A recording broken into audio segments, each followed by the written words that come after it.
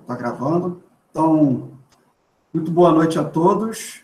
Vamos começar aqui mais um momento nosso de oficinas e de palestras da nossa semana acadêmica, que compõe também a JCPA e a Semana da Matemática. Hoje aqui com os professores queridos, que eu estou com muita saudade, professores Paulo César e Daniel Oliveira. O professor Paulo, que possui licenciatura e bacharelado em Geografia pela Universidade Federal Fluminense, é especialista em políticas territoriais no estado do Rio de Janeiro pela UERJ, onde ele também tem mestrado em Geografia e doutorado em Geografia. Atualmente professor do Instituto Federal Campus Paracambi. Por quanto tempo, Paulo? Vou fazer agora 10 anos, vai completar 10 anos. Vou completar 10 anos. É tempo. O Daniel tem mais. O Daniel tem mais. O Daniel tem mais.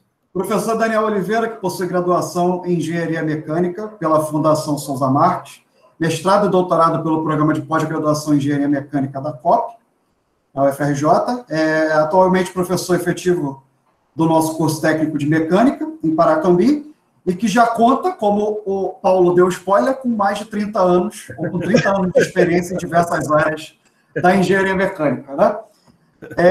Então é isso, um tem 10, outro tem 30, e hoje eles vão falar para a gente sobre viver no mundo da Lua, a observação do céu noturno com o uso de um telescópio refrator. Então, professores, por favor. Bom, obrigado, Tiago, boa noite a todos. Espero que todos estejam bem, também com saudades, né? É bom aqui revê-los, rever os alunos também, queridos, né? Bate uma saudade muito grande. Bom, quero agradecer ao Daniel, que aceitou também participar dessa oficina, né? Há algum tempo a gente vem falando sobre astronomia, sobre ideias, projetos, né? E também agradecer ao Israel, o grande incentivador dessa oficina. Por quê? Eu vou falar sinceramente para vocês, não tenho nenhuma vergonha em dizer isso. Eu não sou especialista em astronomia, eu sou iniciante, né? Eu estou apenas iniciando a observação do céu. Como eu estou em Miguel Pereira, eu comprei um telescópio, adquiri um telescópio recentemente, e comecei a observar o céu e tirar algumas fotos, fazer alguns vídeos. Eu mostrei uma dessas imagens para o Israel, ele adorou. Pô, Paulo, por que você não apresenta lá na SEMAC? Eu falei, Israel, eu não tenho tanta propriedade, eu não tenho esse conhecimento todo. Não, apresenta, vai ser legal. Então, assim, a ideia é a gente apresentar, fazer uma oficina, né? Mas, na verdade, é mais um bate-papo, eu vou apresentar umas imagens, eu convidei o Daniel para falar dos telescópios, dos tipos, das montagens. Então, assim, é um tema fascinante, que muitos adoram, é um tema, aliás, que eu já tinha uma ideia há pouco tempo, eu tentei comprar um telescópio pelo Instituto, mas não deu certo, né? Mas eu e o Daniel fomos batendo papo e surgiu essa ideia. Então, assim, essa oficina é a culminância, ou melhor, é o início, é o embrião, né, talvez, de um projeto maior para o campus, né? Tiago, eu vou compartilhar uma tela. Espera aí. Deixa eu ver como é que eu faço aqui. Eu sempre, nessa hora, é aquela hora que eu sempre... Fazer uma pergunta aqui para vocês, enquanto está abrindo a tela. Se chegando perguntas aqui, vocês preferem que eu vá fazendo à medida ou... Pode, né, Daniel? Acho que não tem problema, não. Tá ótimo. Mesmo. Todo mundo aqui é calouro. Então tá ok. Chegando pergunta, a gente repassa. Bom, vocês estão vendo alguma coisa aí diferente? Está iniciando. Tá compartilhando. Apareceu o PowerPoint? Não, abre a tela do PowerPoint. Está aberto, está aberto. Maximiza ele aí na sua tela. Peraí. Eu acho que você selecionou a tela inteira. Apareceu? Não, ainda não. Peraí.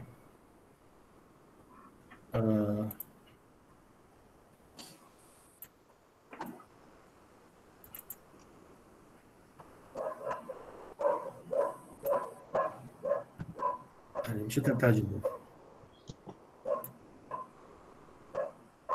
Eu já fiz isso. É uma janela, não é isso? Ou você escolhe tela. Agora vai. Ah, tá. Então, escolhe a tela do PowerPoint. Acho que agora vai. Foi? Ah, perfeito. Bom, então, o título dessa oficina, né?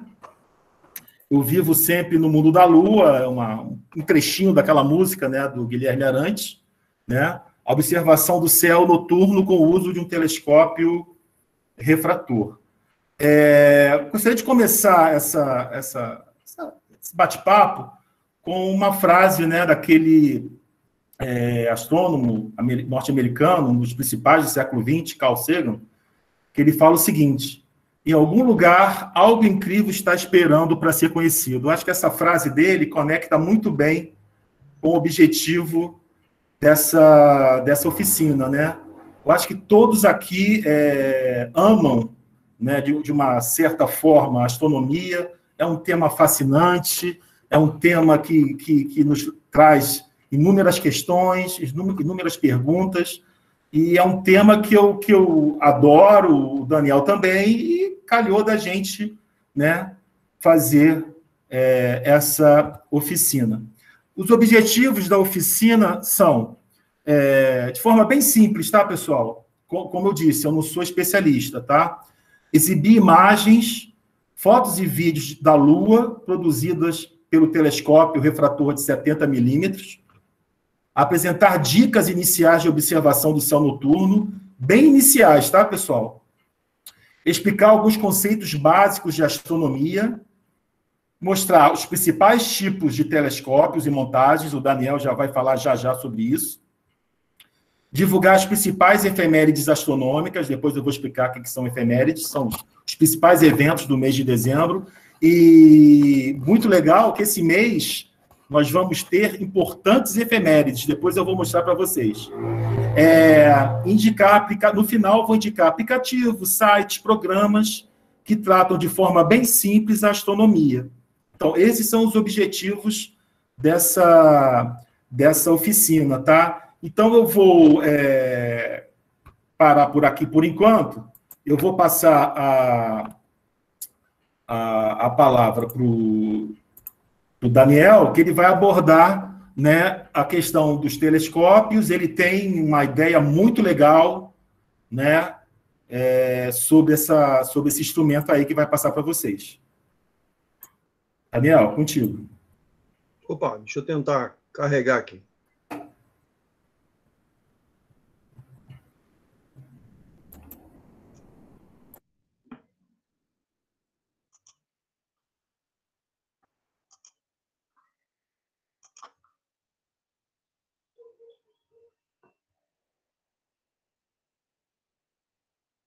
Foi, não?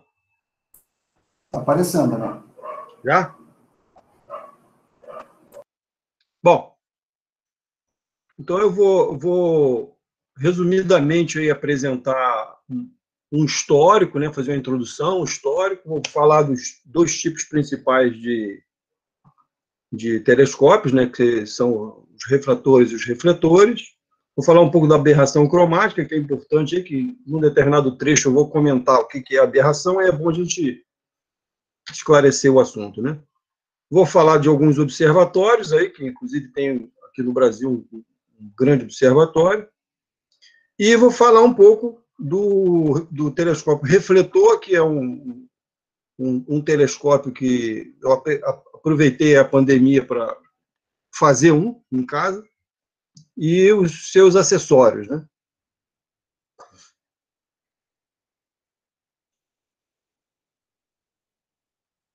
Bom, acho que o fascínio aí de olhar para o céu aí e tentar, né, ver alguma coisa, né? Eu acho que desde sempre, né? Acho que desde toda criança sempre se perguntou, né? Pô, o que está acontecendo lá em cima, né? O que eu posso ver, o que eu posso não ver, né? Então, a atração pelo céu é uma coisa já bastante antiga e todo mundo já se perguntou, né? Pô, será que só nós que vivemos aqui na Terra? Será que não tem alguma coisa aí fora que a gente não descobriu ainda, né?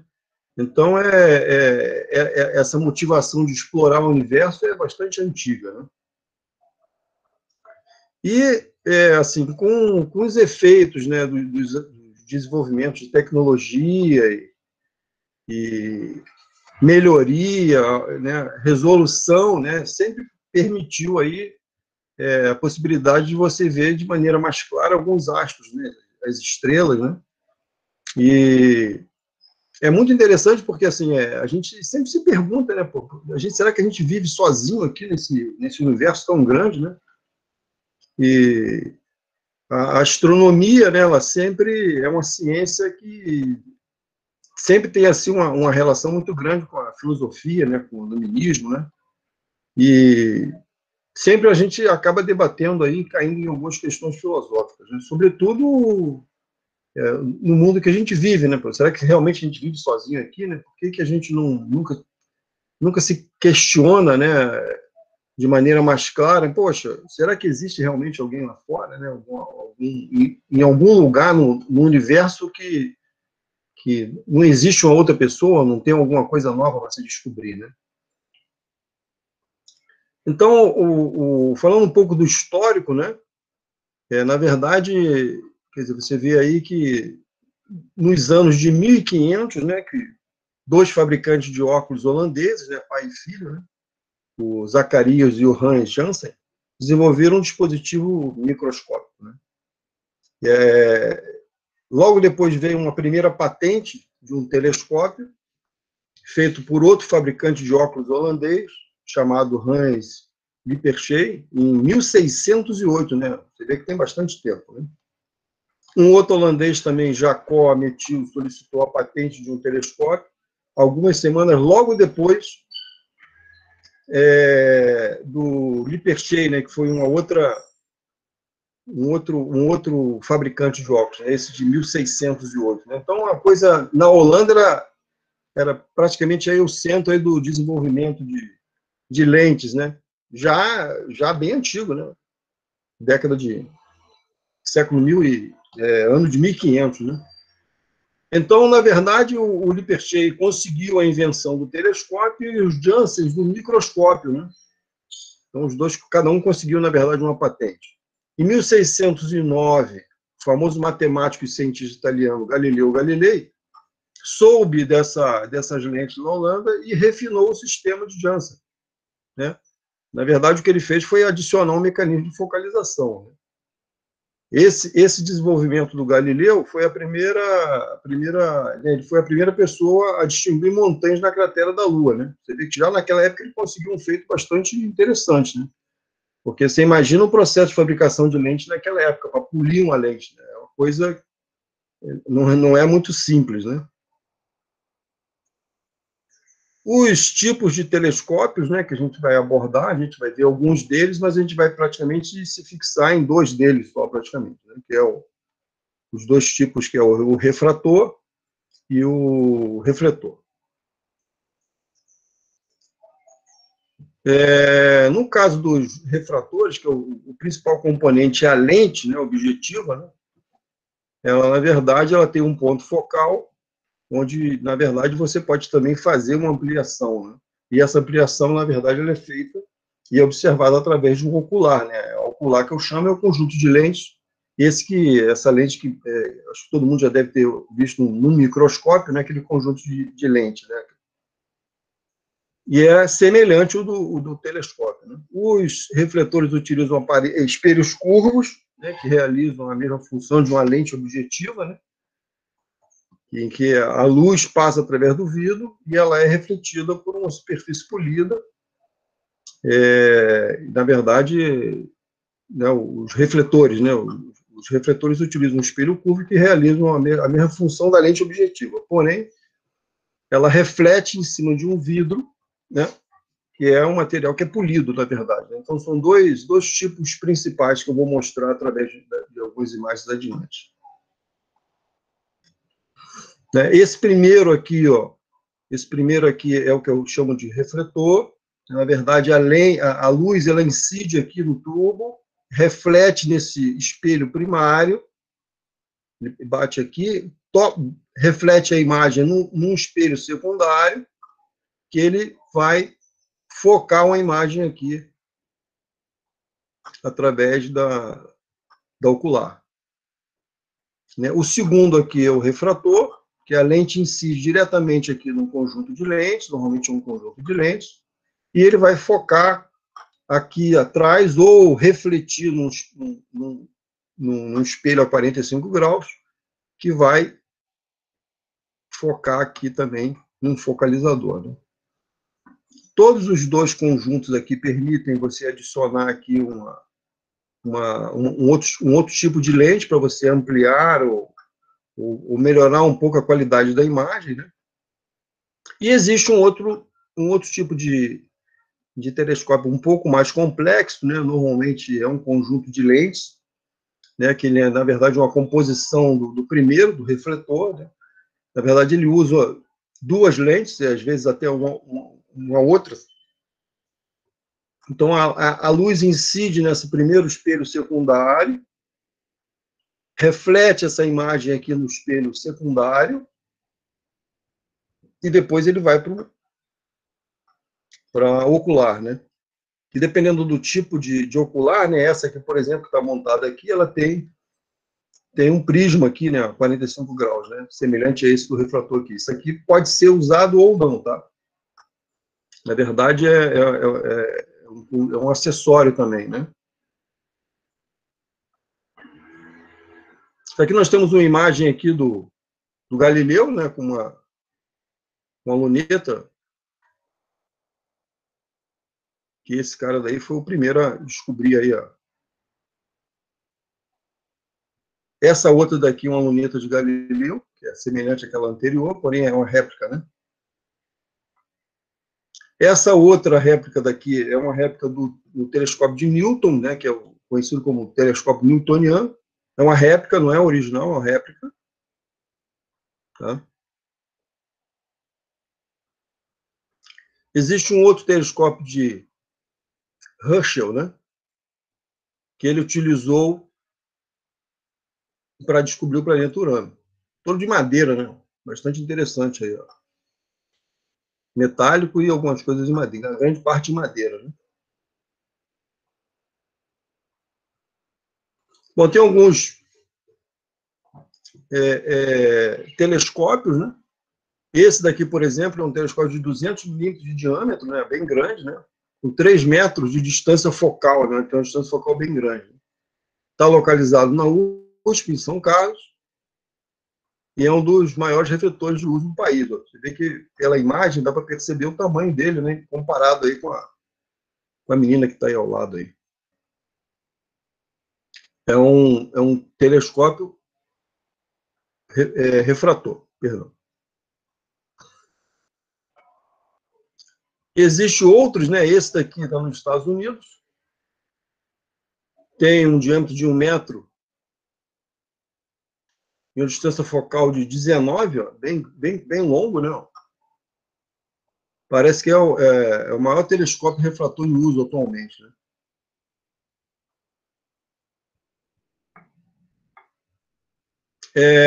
Aqui um exemplo aqui de um telescópio de refração usando as lentes para coletar a luz, né? Então você percebe que a luz ela incide aqui. Aqui tem um conjunto de lentes aqui, depois a gente vai ver por que usa um conjunto de lentes, não só uma, né? E ele vai, ó, focar lá no focalizador, onde você pode montar aqui um outro conjunto de lentes e consegue ver uma imagem com a melhor qualidade, né? Às vezes 2 vezes maior, 3 vezes maior, vai depender do tipo de objeto que você está querendo ver.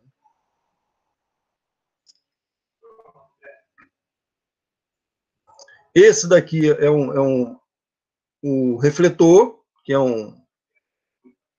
gente vai ver que é um telescópio, na verdade, newtoniano, em que a luz incide. Aqui tem um espelho curvo, normalmente tem uma curva, que é uma curva de uma parábola, mas ela pode ser esférica também. Ele incide nesse segundo espelho aqui, que é o espelho secundário, que está a 45 graus, e ela vai até a ocular, onde você pode observar o objeto. Né? Aqui também você pode mudar a lente da ocular. Existem algumas variações de lente que você pode usar aqui.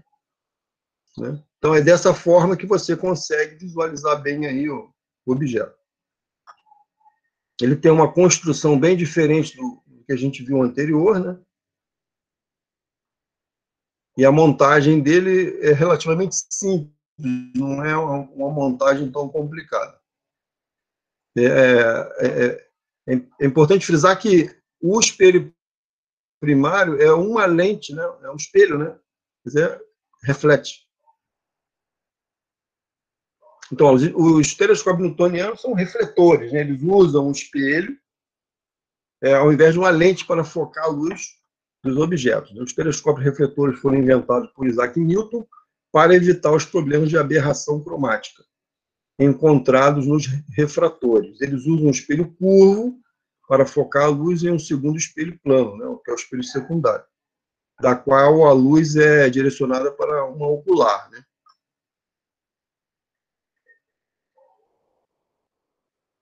Que é exatamente esse daqui, essa imagem que é exatamente a imagem anterior.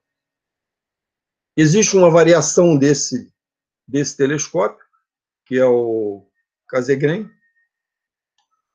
que, na verdade, o espelho secundário ele é um espelho que ele também tem uma curva, né? Uma curva hiperbólica, né? Que, na verdade, ele reflete aqui nesse primeiro espelho primário, vai refletir a imagem no espelho secundário e depois você vai para um ocular. Então, é como se fosse uma variação do telescópio de Newton, né? Mas, assim, a construção e a composição das lentes é um pouco mais complexa, né? Então, não é tão fácil você montar um telescópio desse tipo aí. Existe esse outro telescópio aqui, que é o de Gregory, que, na verdade, é uma variação do anterior, mas também a montagem é um pouco mais complexa também. A luz incide nesse espelho aqui, que ele tem uma equação curva também, que ela reflete nesse outro aqui também, e ele vai focar lá na ocular. Uma variação. Tem uma mecânica um pouco mais sofisticada, né?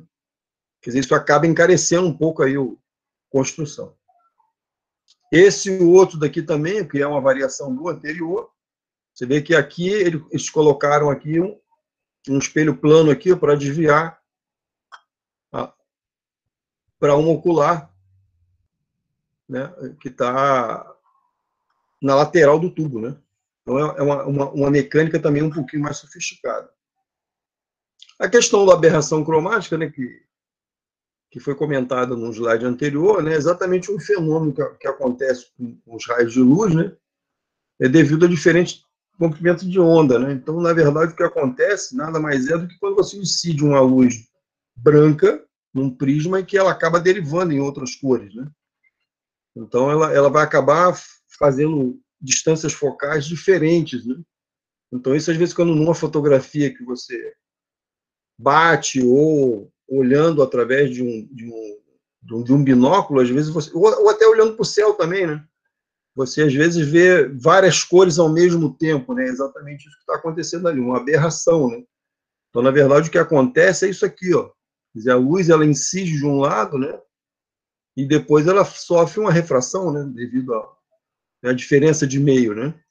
E isso acaba derivando, né, as ondas em diferentes cores, né? Que ela vai, na verdade, fazer ponto focal em diferentes pontos, né?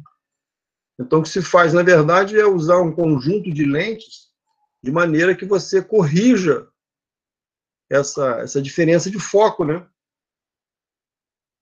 Então, você acaba usando o quê? Você acaba usando lentes normalmente mais finas, né?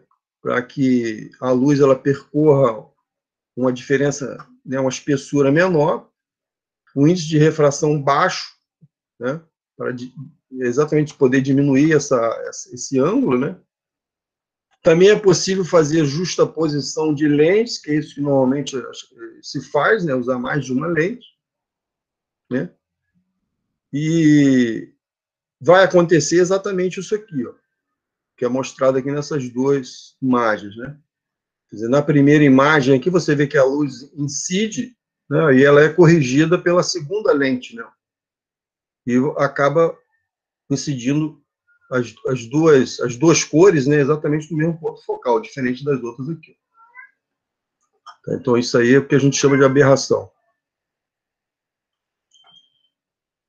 Que é o que normalmente acontece, por exemplo, nesse tipo de telescópio refrator, né? Se usa duas lentes, exatamente para poder corrigir, né, corrigir a distância focal, né? Daí você fica com a qualidade de imagem muito melhor, né? Ou, às vezes, o que pode acontecer também é você usar um outro tipo de lente aqui, ó, que também melhora a qualidade do foco também. Então, acaba resultando numa imagem muito mais nítida, né?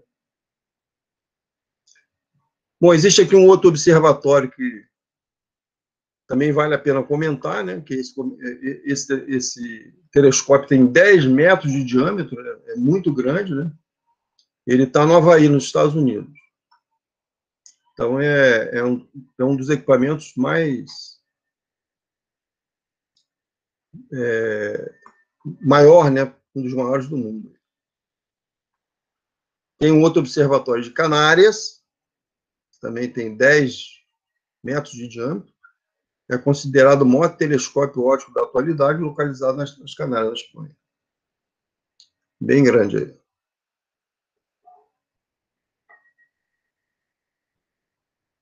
Esse é um complexo de 4 telescópios, de 8 metros, e outro de 4 e outro de 1,6 metros, formando o maior interferômetro do mundo, chamado VLTI, né, no Observatório Europeu do Sul, né, localizado no Cerro Paranal, Chile. Eu acho que isso é bastante conhecido, né? Existe o telescópio Hubble, né, que eu acho que todo mundo conhece. Esse está no espaço. Toda hora a gente vê uma imagem dele aí. Existe o nosso Laboratório Nacional de Astrofísica, ele é um telescópio de 1,6 metros de diâmetro. Ele está na cidade de Brasópolis, né, no sul de Minas. Ele é até bem próximo ali do INPE, né? Que é o nosso aqui, no Brasil. E existe um outro, em que eu acho que o Brasil também tem uma participação, está no Chile, nos Andes, né? Cidade de La Serena. Esse é próximo do litoral, né, inclusive, né? Eu tenho um amigo meu que mora nessa cidade.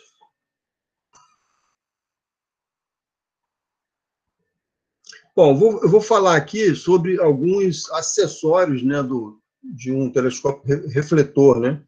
Que é esse telescópio que eu montei em casa e que eu tenho interesse, né, de montar uma oficina para fazer uma escola, né?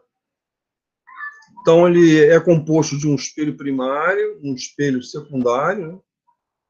Tem um ocular, que a gente vai ver. A gente pode usar uma lente Barlow, que facilita aí a ampliação da imagem, uma luneta buscadora para facilitar a localização do objeto. Pode ser usado também filtros, né, um prisma zenital, o focalizador e o tubo principal, né? Bom, o espelho primário, né, é o principal componente do telescópio, né? Assim, o que eu falo que assim, é a peça mais cara do conjunto. Provavelmente deve ser trabalhoso montar essa superfície, que normalmente é uma superfície esférica ou uma superfície parabolóica, de parábola, em forma de parábola, né? Uma paraboloide, né? É caro. Um conjunto de lentes desse telescópio que eu montei de 150 milímetros, né, de diâmetro, custou em torno de R$400, os dois conjuntos, na verdade, né, do espelho primário e o secundário. Então, dependendo do tipo de ótica que você vai escolher, né, esse espelho é relativamente caro, não é muito barato. Tem alguns importados aí também via AliExpress, que você até consegue um preço bom, mas eu não sei qual é a qualidade. Sinceramente, eu não sei. Esse é a principal peça do telescópio, é o espelho primário. Depois nós temos o espelho secundário, que ele é montado em cima de um suporte. Ele é montado em cima de um suporte. Esse que está sendo mostrado é um pouco diferente do que eu usei. Eu usei um suporte um pouquinho diferente que eu projetei. Foi esse aqui, eu desenhei ele num CAD e depois eu mandei imprimir numa impressora 3D. Aqui tem uma outra peça aqui que monta aqui também, que é exatamente essa que está sendo mostrada aí, onde o espelho ele fica fixado, né, a 45 graus. Eu montei esse aqui de plástico, fica mais fácil dele entrar no tubo, né? E eu prendo ele por fora.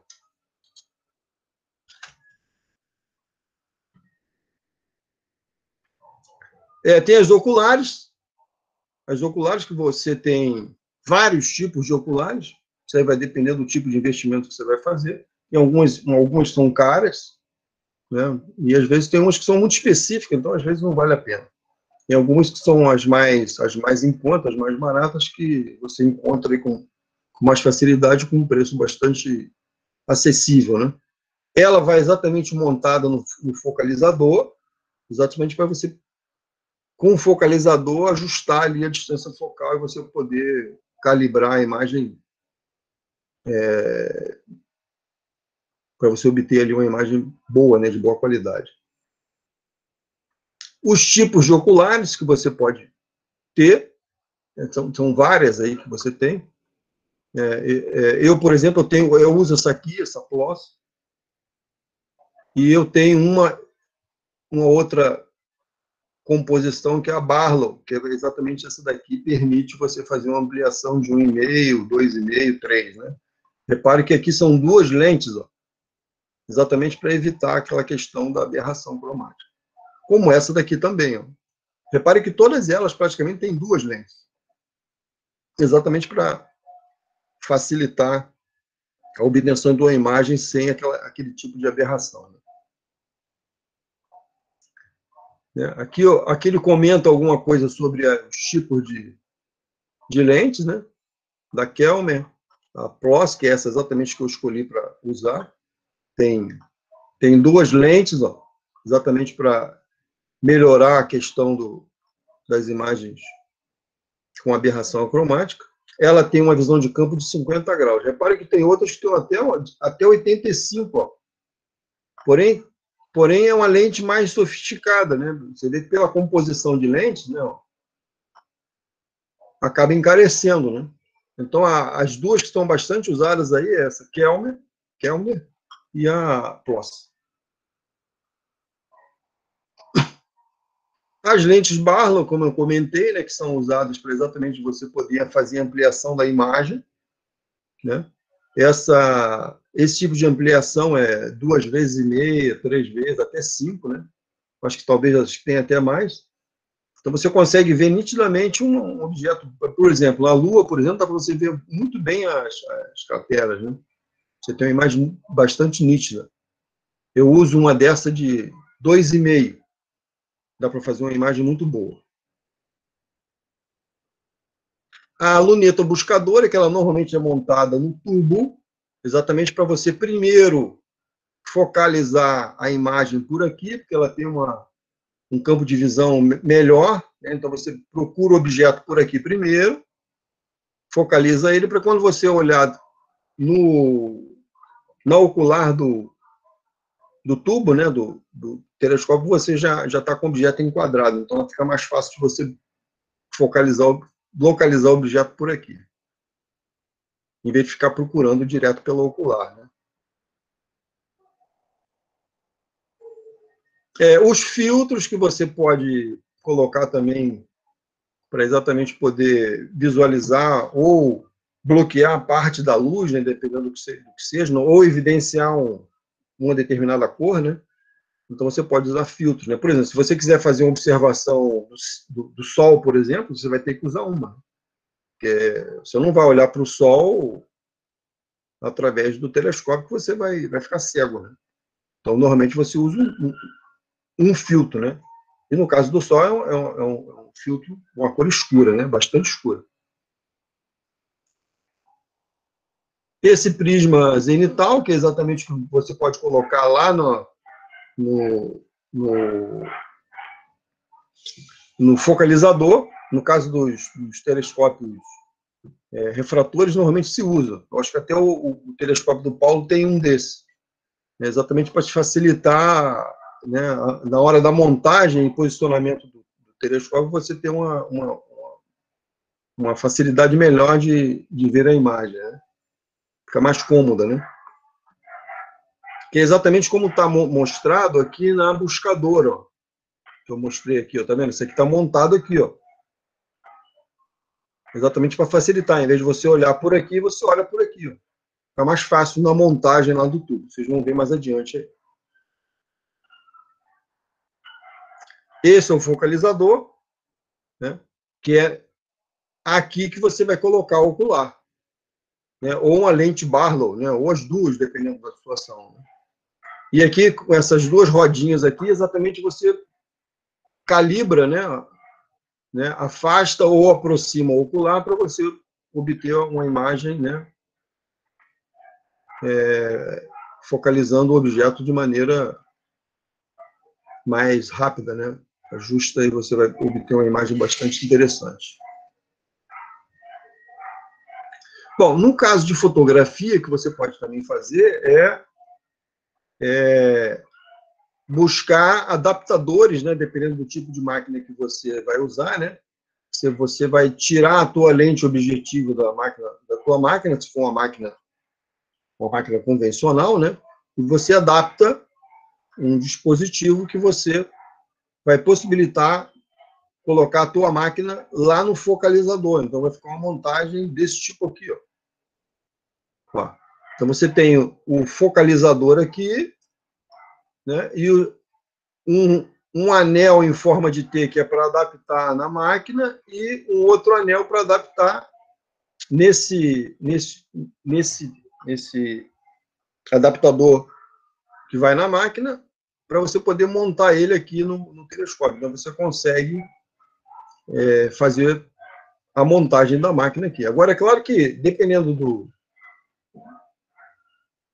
do que você queira, às vezes você pode optar por um outro tipo de máquina, que hoje em dia já existe máquinas próprias, né, para montagem em telescópio, como provavelmente o Paulo vai apresentar depois. Né? Tem uma máquina dessa. No meu caso, eu tenho uma máquina dessa, uma Nikon, então eu optei por esse tipo de montagem. Eu ainda não consegui fazer fotografia nenhuma, que eu acabei de montar e como a minha montagem não estava permitindo uma distância focal para montar a máquina, eu tive que fazer um ajuste no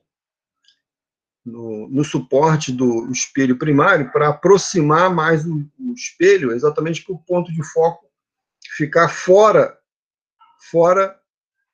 do focalizador, porque eu tenho que me preocupar com a distância focal que tem aqui entre o focalizador e aqui o plano de foco da máquina, né? Que tem uma distância.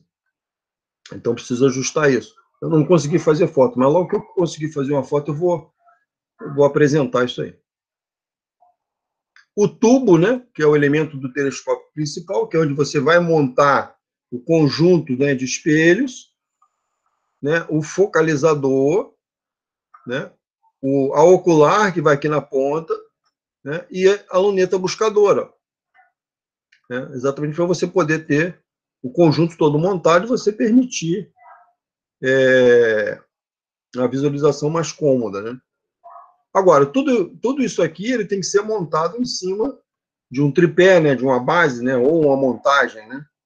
Então, essa montagem, né, ela pode ser desses dois tipos aqui, né? A montagem equatorial, né? Que o tubo ele tem 2 graus de liberdade, né? Quer dizer, na verdade, ele tem 3 graus de liberdade, né? Ele pode girar na horizontal, né?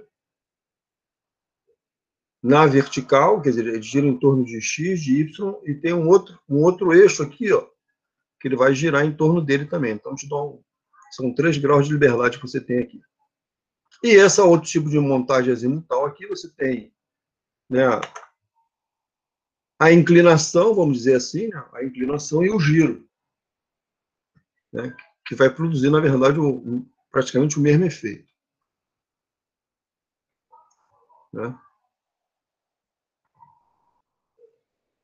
E essa montagem aqui, que é uma montagem azimutal, na verdade, né, mas ela é chamada de montagem dobsoniana, né? Que é essa montagem aqui, ó, em que o pé aqui ele gira, e o tubo aqui ele gira em torno de um eixo aqui, ó. Então, você abaixa ou levanta o tubo e gira em torno da base. Então, demais. Essa montagem aqui foi que eu montei em casa. Percebo que aqui, ó, tá vendo? Tem essas peças aqui, ó, que é exatamente o suporte do tubo, ó, né? Os dois suportes do tubo, exatamente para pegar o tubo aí é um tubo de PVC que eu fiz, né, que eu comprei, né? Na verdade, eu fiz o tubo, não, comprei o tubo de PVC, e ele está pintado de azul aqui, ó. Depois, em uma outra oportunidade, eu vou mostrar a montagem, né, feita passo a passo, né? A base é em madeira. Como eu tinha pouca madeira em casa, eu fiz só com uma fixação só de um lado, mas o que eu estou querendo fazer na escola vão ser com duas madeiras, né, para ficar mais rígido, né? Então, essa é a ideia de um projeto que a gente está querendo fazer na escola, montar um telescópio, né? Como a gente já tem uma impressora 3D, eu vou fazer as impressões, né, a modelagem dos suportes, dos espelhos, tudo na impressora 3D, e depois fazer a montagem e depois a calibração, né? Porque você também tem que fazer uma calibração para você posicionar as lentes da maneira correta, né? Porque a reflexão da luz ela tem que acontecer de maneira linear, né? Então a luz ela tem que entrar por aqui, refletir no secundário e vir aqui, né? Então os dois espelhos requerem que estejam alinhados, e isso você usa um colimador, né? Que é um instrumento que você adapta aqui no focalizador, ele joga uma luz vermelha que incide no secundário e que ele incide no primário e volta de novo, né? E aqui você tem uma escala em que você vai calibrando, né? Porque a montagem do espelho primário ele fica montado em cima de uma base, em que essa base ela possui uns parafusos que você movimenta o espelho primário, de maneira que ele fique, você vai calibrando até que a incidência do raio volte exatamente para a mesma posição de onde ele saiu. Tá? Então, essa é a montagem, essa é uma montagem que eu fiz em casa e que eu pretendo fazer uma oficina para uma montagem de um desses na escola. Assim, um telescópio desse, né, de 150 milímetros, né, ele tem uma distância focal de 1 metro. Se a gente for procurar na internet um telescópio desse newtoniano, com essas características aí, numa faixa aí de R$ 4.000, né? E a gente consegue fazer toda essa montagem aí com alguma coisa em torno de R$ 600, R$ 700. Então é uma diferença muito grande, né? Assim, o mais legal, né, o legal disso é você montar ele todo, né? Daí você acaba conhecendo um pouquinho da ótica, você tem a questão matemática também das equações para você calcular abertura, distância focal, é bastante interessante. Então, você acaba aplicando um pouquinho de física, um pouquinho de matemática, né? E como tem partes para ser construída também usando a impressora 3D, é uma oficina bastante interessante. Bom, pessoal, eu acho que é isso que eu queria apresentar para vocês. Eu não queria ser tão extenso assim do jeito que foi, porque, na verdade, tem aí em torno de 50 slides, né? E eu fico aberto aí para a gente fazer alguns questionamentos, né?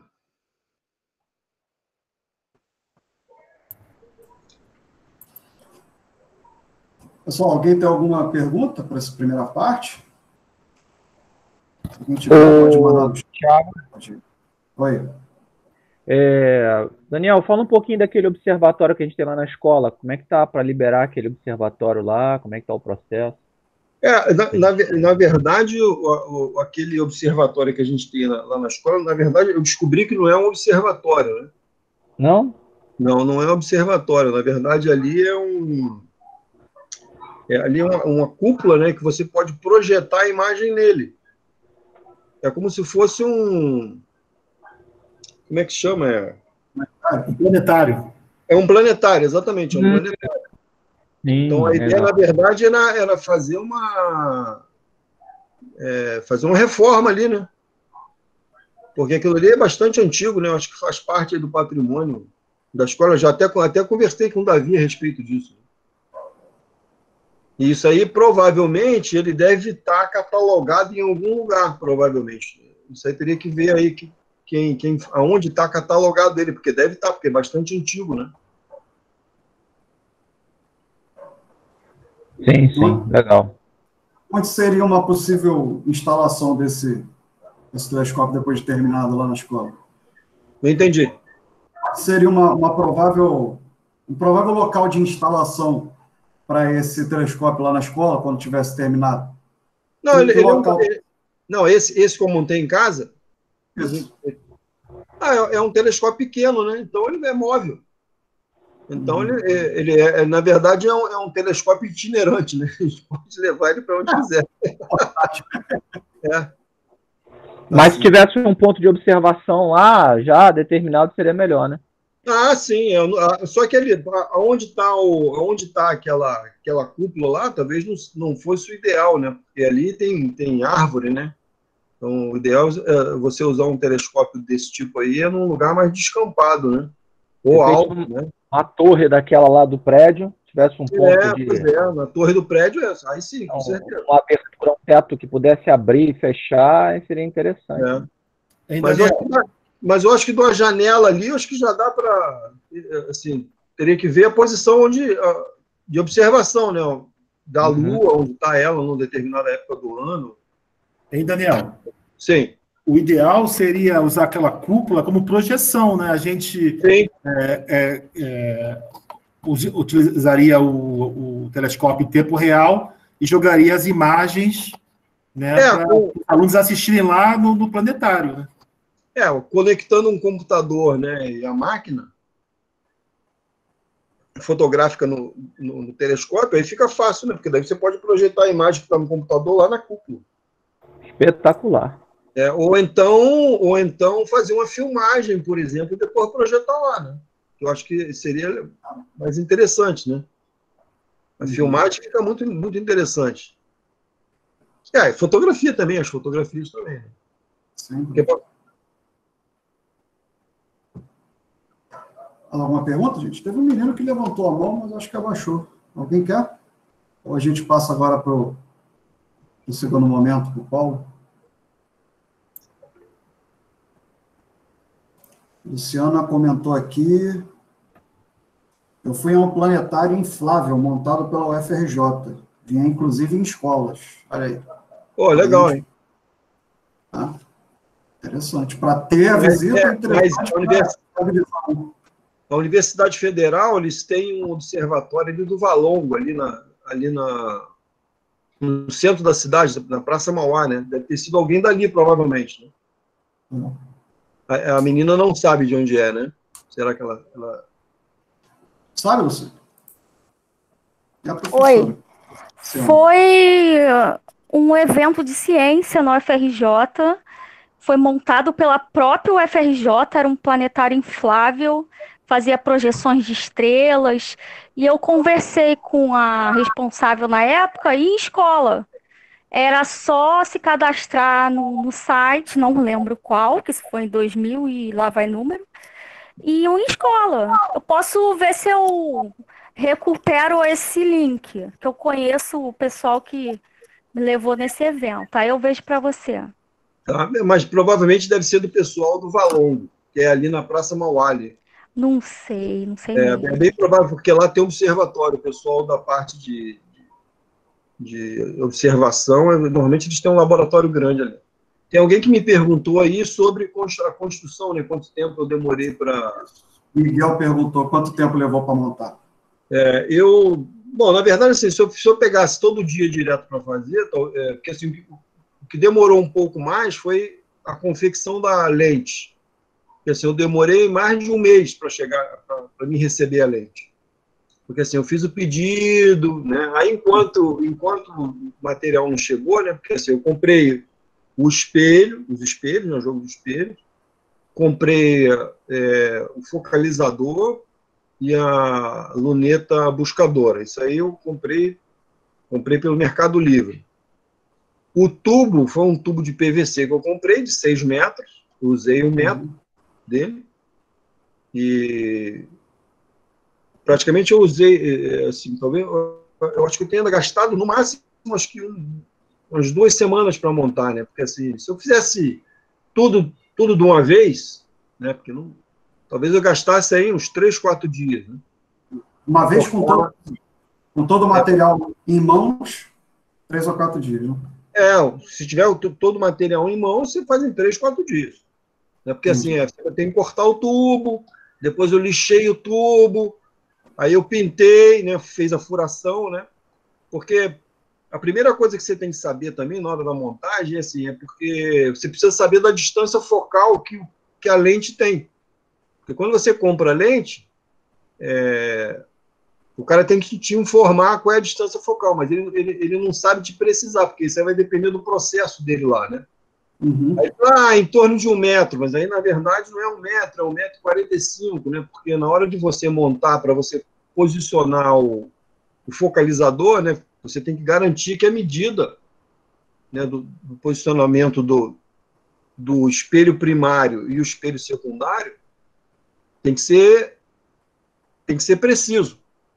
Então você tem uma montagem. Depois eu posso mostrar o desenho, né, que eu fiz no computador para montar. Então precisava do espelho em mão. E quando o cara construiu o espelho, ele já me falou: a medida externa do espelho é tal e a espessura do espelho é tal. Aí eu já fui construindo, modelando o suporte. Aí eu já mandei para o cara imprimir. Quando chegou, que eu montei, né, aí eu já sabia a distância focal e eu fui calibrar as distâncias para poder fazer a furação da focalizadora. E depois foi a questão de montagem, né?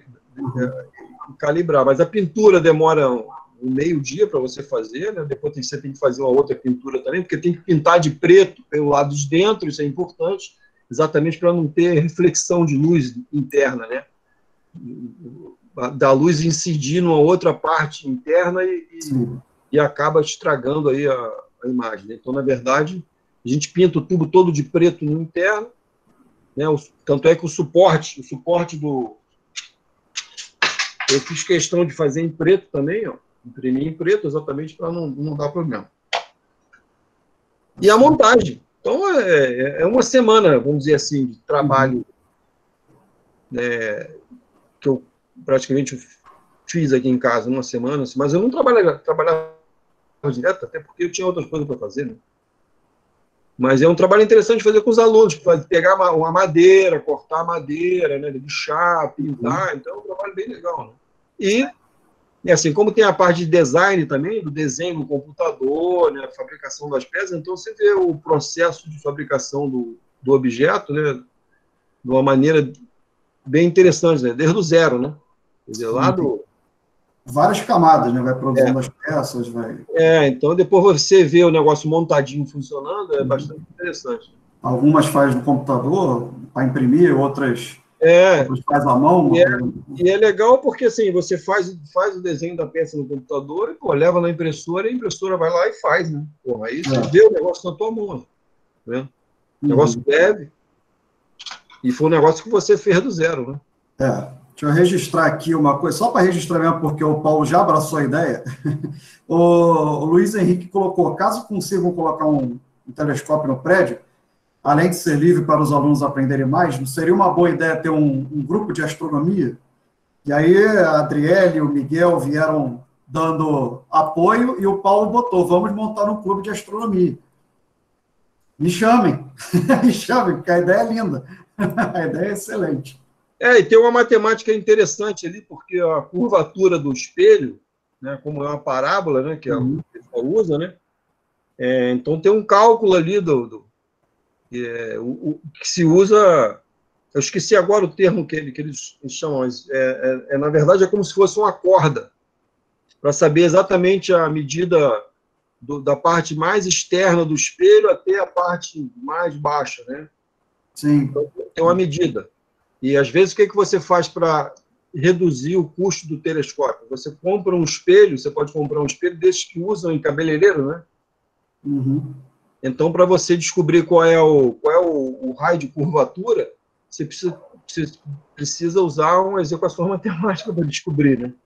Verdade. Quando você compra um espelho, o cara já te fala qual é a distância focal, mas quando você compra um espelho desse comercial aí, que não é caro, é claro que a qualidade não é boa, né?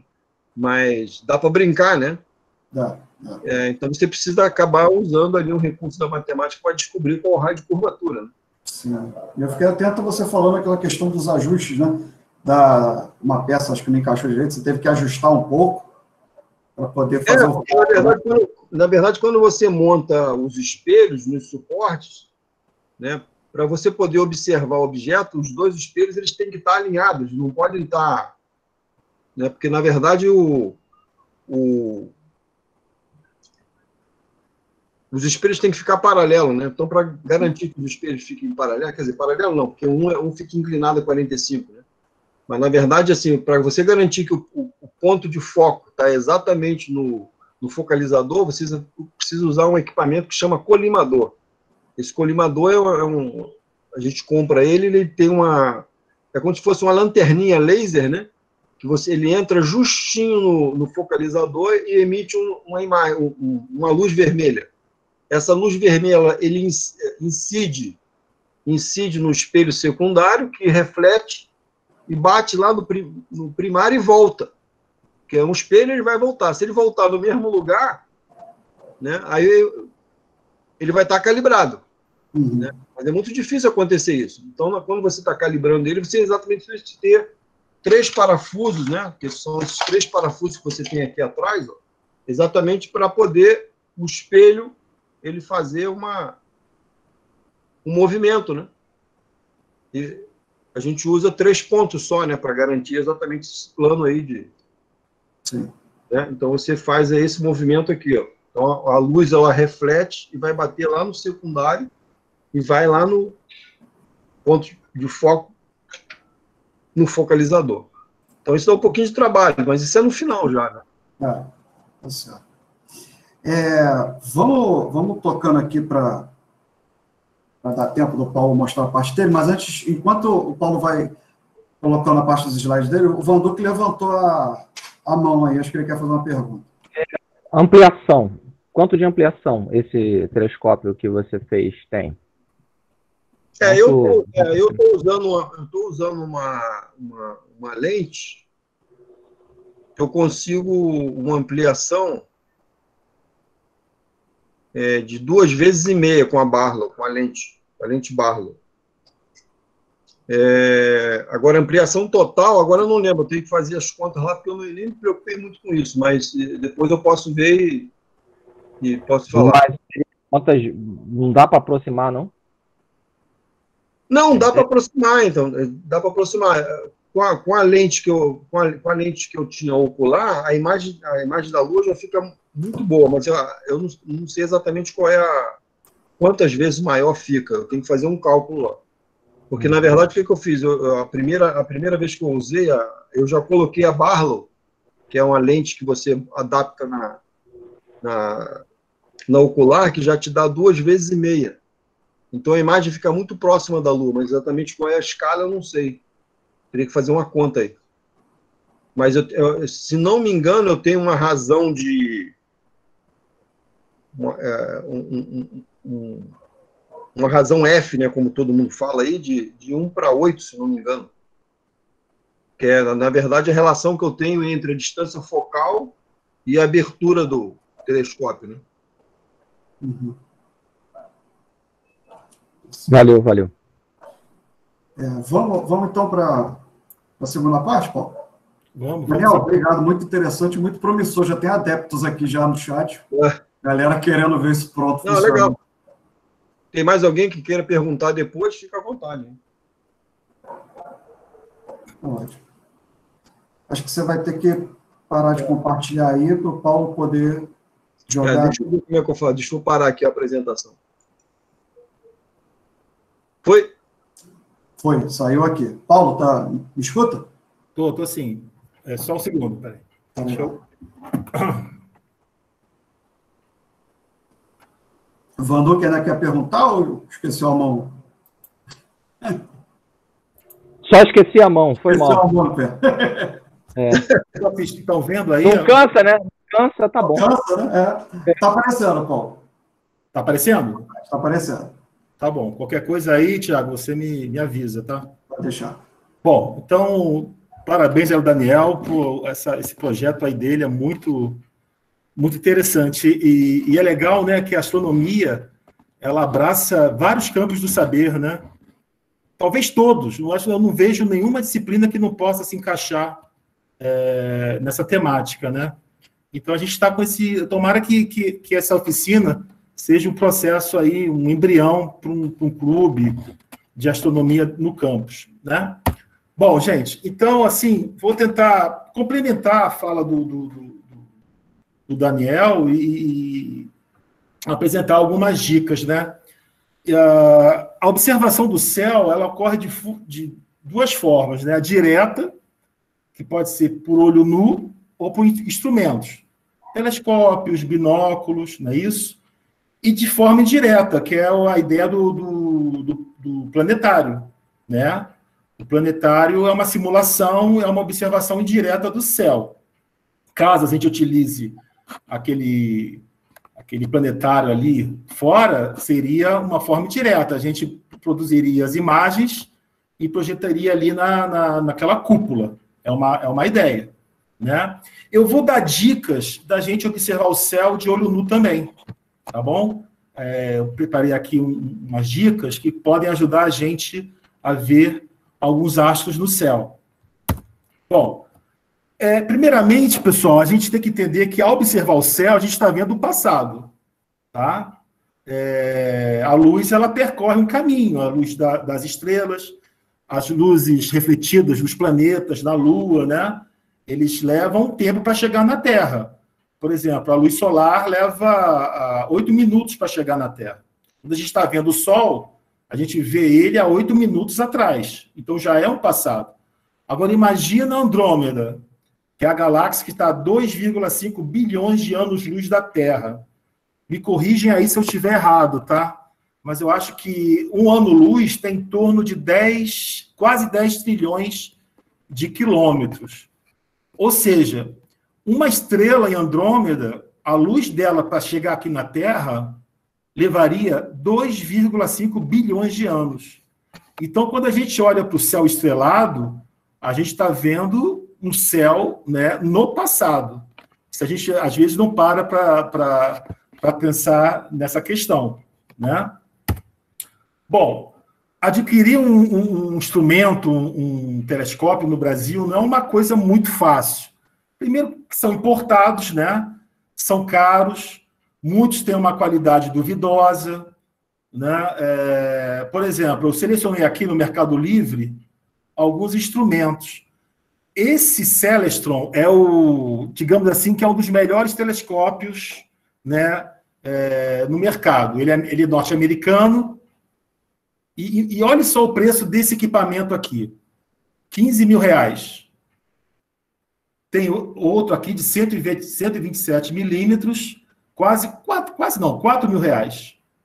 E esse aqui também, Celestron, né, 13 mil reais. Então, o Daniel falou, né, ele deu um custo da montagem, né, Daniel, em torno de R$600, não é isso? Foi isso que você falou, né, mais ou menos R$600.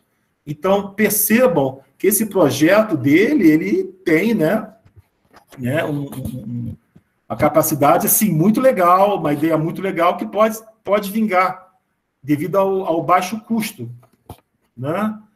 Eu mesmo, gente, eu comprei o meu telescópio por um motivo. Essa pandemia, essa quarentena, foi uma certa fuga para mim, né? Eu estava ficando deprimido, não conseguia mais me concentrar, e como eu estou em Miguel Pereira, o céu aqui permite isso, né? Eu comprei no Mercado Livre a perder de vista, eu paguei em 12 vezes, né? Mas foi, na verdade, assumo aqui, foi uma fuga, né? Para fugir um pouco desse tédio, dessa depressão ligada à pandemia. Gente, o binóculo, ele é uma alternativa, é um plano B, tá?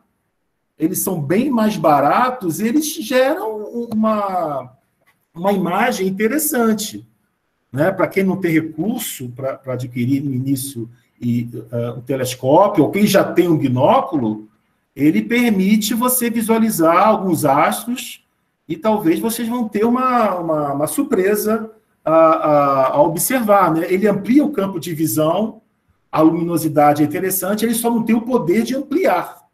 Mas, para os iniciantes, é um instrumento interessante, fora a comparação entre os preços, né?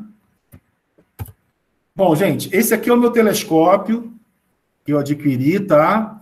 Ele tem uma montagem equatorial, ele é um refletor, né, de 70 milímetros, ou seja, ele é um instrumento para principiantes. Não adianta, eu pensei, meu Deus, vou comprar um de 200 milímetros, 300 milímetros, além de ser muito mais caro, muito mais, né, ele, para mim, que eu estou começando a observar o céu através desse instrumento, não vale a pena. Então, eu conversei lá com o vendedor, expliquei a minha situação. Aí falou, não, Paulo, você que está iniciante, compra um de 70 milímetros, que já dá para observar bastante coisa, né? Então, aqui, a simulação, não, eu estou mostrando, né? A Lua aqui, tá vendo? Ó? Você tem, eu montei ele diretamente na Lua, e aqui eu tenho uma ocular digital, né? Essa ocular permite o quê? Eu jogar a imagem diretamente, né, no computador. Eu consigo fazer astrofotografia por essa ocular digital. Depois eu vou mostrar essas imagens. Aqui, ó. A montagem dele é uma montagem equatorial, que é uma montagem simples, que permite, né, você compensar a rotação da Terra. Por quê? Você está vendo um astro, uma lua, e em instantes ele já sai do seu foco, porque a Terra está o quê? A Terra está girando. Então, essa montagem equatorial permite, através dessas alavancas, você corrigir, né, o movimento de rotação da Terra. Você vai girando e vai acompanhando o movimento aparente do astro que você está focando. Esse aparelho aqui de 15 mil, ele tem um motor. Esse motor é muito legal, porque você calibra a latitude e a coordenada do astro, e ele vai compensando automaticamente a rotação, né, o movimento de rotação da Terra. Então, isso aqui é muito legal, é o suprassumo. Tá? Mas, em compensação, esses equipamentos vão deixando o telescópio cada vez mais caro. Então, gente, é um telescópio refrator de 70 milímetros. Por exemplo, o do Daniel tem corrige aí para mim, Daniel, 150? 150. 150. Na verdade, é um pouquinho menos, né? O tubo tem 150, na verdade, a lente interna do espelho primário é 135, se não me engano. Uhum. Então, assim, gente, é um projeto. Eu já tinha a ideia de comprar um telescópio há muito tempo. Eu tentei comprar pela escola, uma firma chegou a ganhar o processo lá de licitação, mas não entregou. Né? Agora, vindo para Miguel Pereira, me permitiu, e a pandemia também, né, como fuga, adquirir esse aparelho. No Rio de Janeiro, seria difícil. Por quê? Por causa dos prédios, da poluição, né, luminosa, né, da própria violência, onde vou montar esse equipamento.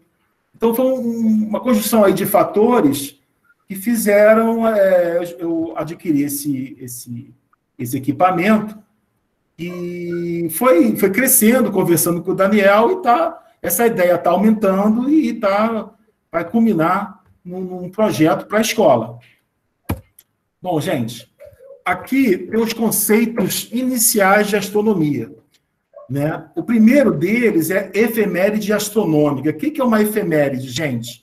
É um fato relevante, escrito para ser lembrado ou comemorado, né? Uma sucessão cronológica.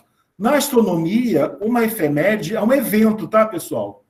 Parece um termo, né, difícil. O que é uma efeméride astronômica? É um evento astronômico, né?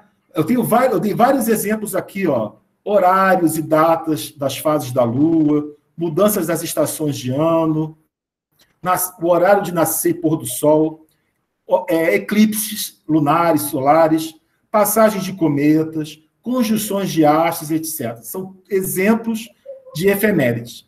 E, gente, por coincidência, por uma boa coincidência, agora em dezembro, nós temos várias efemérides, e muitas legais, tá, gente?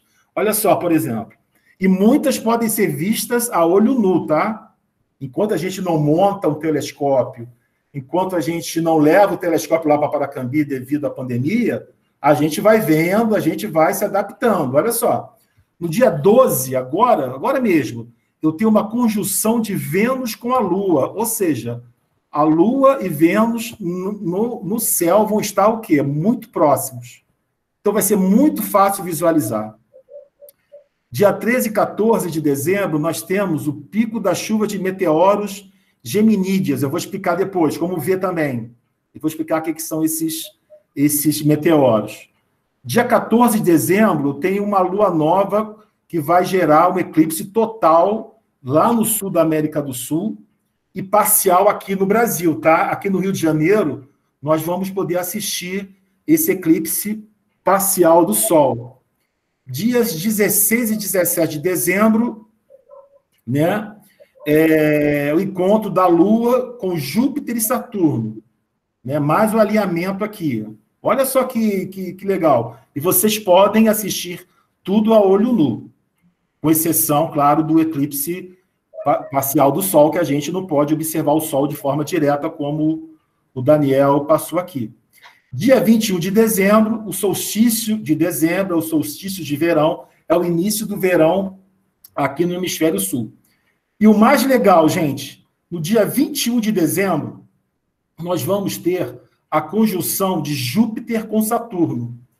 Esses dois gigantes gasosos, eles vão aparecer no céu para a gente como um só astro, né? Esse evento, o último evento desse foi há 400 anos atrás. E muitos astrônomos consideram que a estrela de Belém, aquela que a tradição religiosa cristã diz, né, que os reis magos, né, que foram dar presente, conhecer Jesus após o nascimento, se guiaram por esse fenômeno astronômico. Eu vou falar com ele, falar um pouquinho melhor daqui a pouco, tá? Então, olha só a quantidade de efemérides astronômicas que nós vamos ter. A gente não tem um equipamento, não tem um binóculo, não tem um telescópio. Não tem problema, gente. É possível visualizar a olho nu, tá?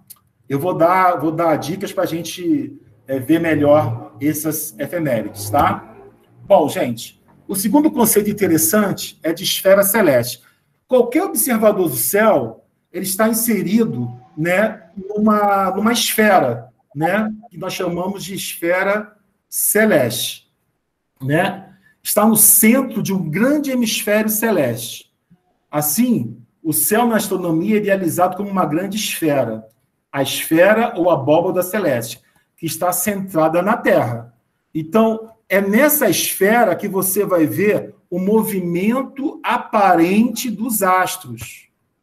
Né? É bom lembrar, né? A gente tem a sensação que a Terra está parada e que o Sol, que a Lua, que os astros estão se movimentando. Mas é o contrário, tá? Eles também têm eles também possuem o seu movimento. Mas nesse sentido da observação, né, a Terra está girando e você tem o movimento aparente do Sol.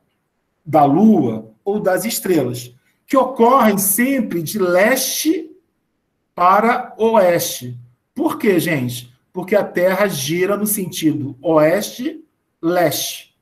Então, é importante você identificar os horizontes cardeais, que eu vou ensinar daqui a pouco, tá? O Sol sempre nasce no horizonte leste, é a forma mais fácil de você identificar esses horizontes.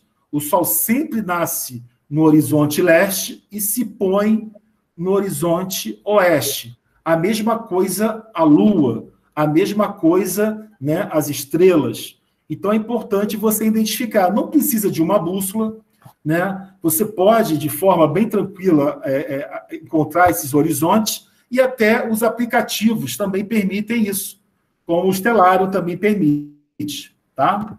Bom, gente, outro conceito importante, zênite e nadir. O que é o zênite, pessoal? O zênite é o ponto mais alto, né, na vertical do observador.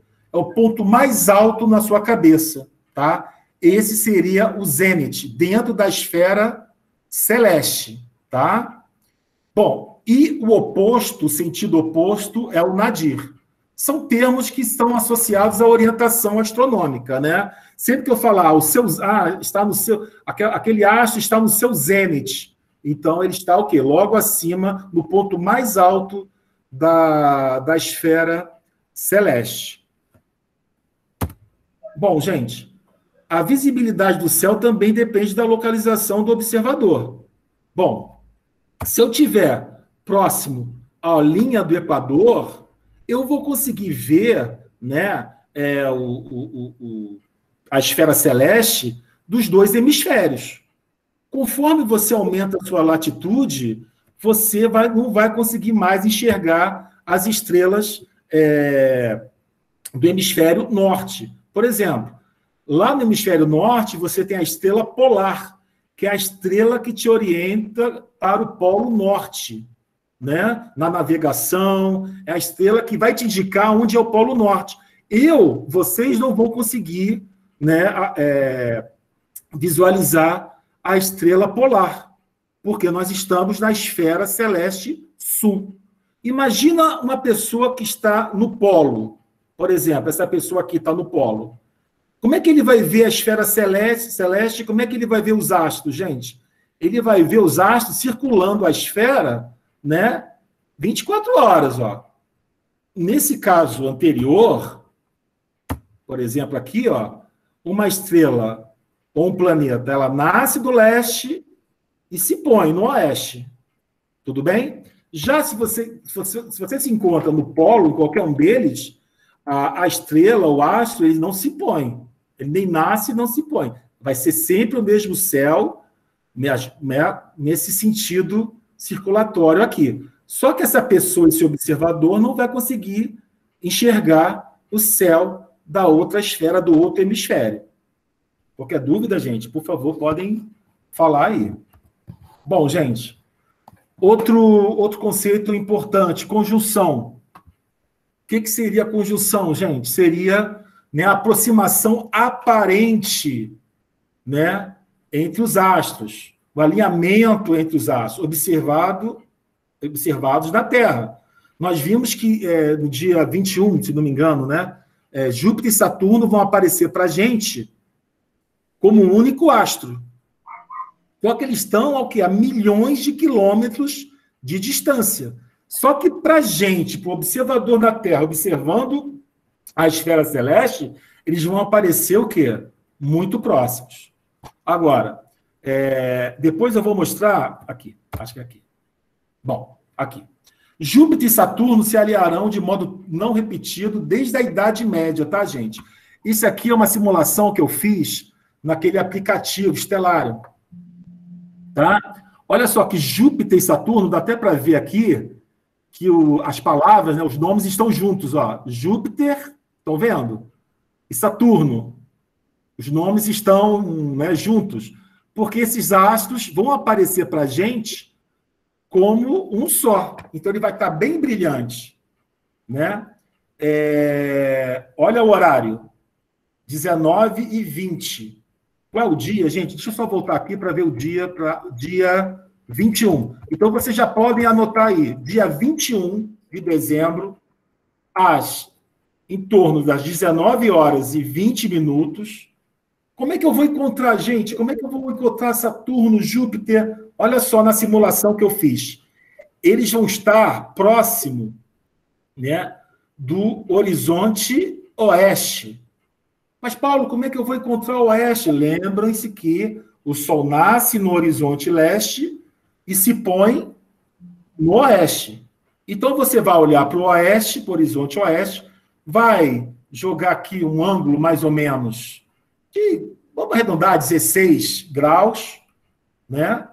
E você vai encontrar a conjunção, né, entre Júpiter e Saturno. Tá, pessoal? Se tiver o telescópio, se tiver um binóculo, fantástico. Mas é possível ver a conjunção desses dois gigantes a olho nu. Qual é o macete? Lá para as 19h20, né, você olhar para o oeste. Agora, galera, olha só. Por exemplo, eu tenho montanhas próximas. Eu não sei se eu vou conseguir, porque ele vai se pôr. Esses dois astros eles estão quase se pondo. Tá? Eles estão quase se pondo. O que vai acontecer? Se tiver uma montanha, um prédio, eu não vou conseguir visualizá-lo. Tá? Ele vai atrapalhar o meu campo de visão. Então, eu já estou vendo aqui algumas áreas descampadas para poder tirar foto, para poder visualizar com o telescópio. Tudo bem, gente? Então, esse é o macete, tá? Lá para as 19h20, olha para o oeste, joga aí um ângulo, joga um pouco, né, para a esquerda, joga um ângulo aí de 17 graus, 16 graus, que você vai ver, e torcer, claro, para que o tempo nos ajude, né? Olha aqui, galera. Aqui tem as datas e, né, vejam como eles vão se aproximando. Ó, 2 de outubro, 7 de outubro, 12 de outubro, Saturno e Júpiter. Eles vão se aproximando, ó, 11 de dezembro, até o dia 21, né, que nós vamos ter essa efeméride aí, que é a conjunção máxima entre Júpiter e Saturno. Vejam como ele está próximo do horizonte. Esse que é o problema. Esse que é o problema. Se tiver aqui uma montanha, um prédio alto na cidade, infelizmente a gente não vai conseguir assistir, tá? Bom, essa conjunção, ela é conhecida também como a famosa estrela de Belém, aquela mesma que guiou os 3 reis magos na tradição cristã, né, após o nascimento de Jesus. Há outras teorias, né, que a estrela de Belém, que guiou os reis magos, foi uma supernova, uma estrela que explodiu. Há uma teoria que também era o cometa Halley, mas agora a mais aceita é essa, que foi a conjunção desses dois gigantes. Ainda existe uma terceira, que foi uma conjunção tripla, entre Júpiter, Saturno e Vênus. Pessoal, então é um evento raro, aconteceu há 400 anos atrás, e a gente vai poder assistir agora, no mês de dezembro. Bom, vamos lá. Como iniciar a observação do céu? Primeiro, aquilo que eu falei, gente, localize os horizontes cardeais. Leste, oeste, norte, sul. Aquele macete que nós aprendemos lá no ensino fundamental. Levante seu braço direito em direção ao sol nascente, será o leste. O braço esquerdo será o quê? O oeste. Né? À frente o norte, atrás o sul. Mas, gente, não precisa mais isso. Hoje, através desses aplicativos, qualquer um de celulares, eles permitem você localizar esses horizontes cardeais. Por que é importante, gente? Por causa da movimentação aparente dos astros. Tá? Bom, 2. Utilize um planisfério celeste, um aplicativo com o mapa celeste. Depois eu vou passar um site que vocês podem imprimir um planisfério celeste, tá? E os aplicativos que estão aí são gratuitos, né? O Stellarium é o mais famoso e é perfeito, ele te passa a informação correta, tá?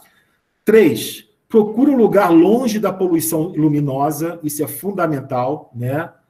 a luz da cidade vai, né, ofuscando a nossa visão e diminui muito a qualidade da imagem. Procure um lugar longe de morros e prédios. 5, muito importante, nunca observe o sol de forma direta. O Daniel mostrou aí que é necessário, né, a utilização de lentes, né, preparadas para isso. Não use óculos escuros, não serve. Me falaram também para usar aquela lâmina de raio-x, também não é bom. São lentes especiais, tá, gente? São filtros Pega fogo. É. Eu acho que quem já foi curioso é o suficiente de pegar uma lente do óculos, botar no sol e queimar uma formiga. Exatamente o que vai acontecer na luneta. Ou seja, você fica cego. Isso aí, tá? A melhor época para observar o céu é no inverno, porque o tempo, né, tá mais seco, né? Tem menos, né? Você consegue enxergar melhor. Bom, comece localizando os planetas, tá, gente? Pois é fácil identificar os planetas, diferenciar os planetas das estrelas. Por quê? O planeta tem um brilho constante, né? Não piscou, é um planeta. Piscou, é estrela. Tá? É um macete muito fácil mesmo. Se quiser utilizar algum instrumento, comece com binóculo, se tiver, tá, pessoal? A gente sempre, às vezes, tem um binóculo, né? Se não possui um binóculo, um telescópio, vamos começar a ver pelo olho nu. Depois a gente vai, né, melhorando isso aí, tá? Então, são as dicas iniciais da observação do céu. E os planetas, pessoal? São 5 que a gente pode ver a olho nu: Mercúrio, Vênus, Marte, Júpiter e Saturno. Primeira dica: observe um astro por alguns segundos. É aquilo que eu falei anteriormente. Se você notar que ele pisca, cintilando, é uma estrela. Se não pisca, né, se não tem uma cintilação, é um planeta. Porque, gente, as estrelas têm luz própria, né? Vocês sabem disso. Os planetas, eles refletem a luz do Sol, né? Então, ligado à questão da atmosfera, né, os planetas têm essa propriedade de não apresentar, a luz refletida não apresenta nenhuma cintilação. Vênus é muito fácil, tá, pessoal? Porque é o terceiro astro mais brilhante da esfera celeste, depois do Sol e da Lua. É de fácil observação. Pode ser visto sempre perto do Sol poente, quando o Sol está se pondo, e no Sol nascente. Vênus brilha muito, tá, gente? A atmosfera é muito densa e ela reflete, né, a luz solar com muita força. Júpiter também é fácil, é bem brilhante. Procuro sempre na linha do movimento aparente do Sol. Que movimento é esse, gente? Que linha é essa? Dentro da esfera celeste. Aquela linha leste-oeste. Saturno e Marte já são mais difíceis de localizar, mas você pode utilizar informações de mapas e aplicativos, é possível. O mais difícil é o Mercúrio, porque ele brilha pouco, ele está muito próximo do Sol. Lembrando, muito próximo do Sol, temos que tomar o quê? Cuidado ao observar, tá, gente? Bom, essas imagens aí, gente, não são minhas, tá? Eu peguei na internet, porque aquela ocular digital que eu usei, eu ainda estou trabalhando nela, eu consegui tirar imagens da Lua, que é um astro bem mais, né, bem maior. Os pequenos, eu ainda preciso aprimorar, né, o foco para poder visualizar. Mas essas imagens que tem aqui são imagens similares ao que eu vejo na ocular, sem ser a digital, a ocular do telescópio. Eu vejo Saturno dessa forma. Gente, isso do telescópio de 70 milímetros, tá? Aquele para iniciantes. Ou seja, você já consegue ter, eu acredito que é um bom resultado, né? Para um telescópio para iniciantes. E é muito legal, gente. Quando eu vejo o Júpiter com seus satélites, eu fico... É muito legal. E Saturno também, tá? Bom, outra efeméride, gente. O eclipse solar parcial, para a gente parcial, na América do Sul, lá no Chile, vai ser total. Olha o horário, gente. Veja aqui o horário. A sombra da Terra. A sombra na Terra. Ó. Dia 14 de dezembro. Marquem o horário aí, pessoal. Vai ser um eclipse parcial. Seria muito legal, né, se o tempo ajudasse. Paulo, Oi. um aluno aqui chamado Israel Souza, não sei se você já ouviu falar. Ele perguntou se é possível ver os satélites artificiais. É possível, sim. É possível. Geralmente é próximo do pôr do sol, né? O sol se pôs, sabe, tá ficando escuro, e você parece um avião passando. Você pode usar um aplicativo, o próprio Estelário permite isso. Você vê aquele pontinho passando no céu, né? É interessante, mas, Paulo, já está escuro para a gente? Como é que ele está aparecendo, né? É porque lá na altitude, o sol ainda está iluminando, né, a sua parte, ele reflete na Terra. Eu já vi, cara, já faz muito tempo, eu vi um satélite artificial, mas tem que ter muita paciência e utilizar um aplicativo para ver o horário que ele vai passar. Bom. E aqui, gente, também dia 14, olha que legal. Aí vocês vão ter que ver, acordar um pouquinho, dormir mais tarde.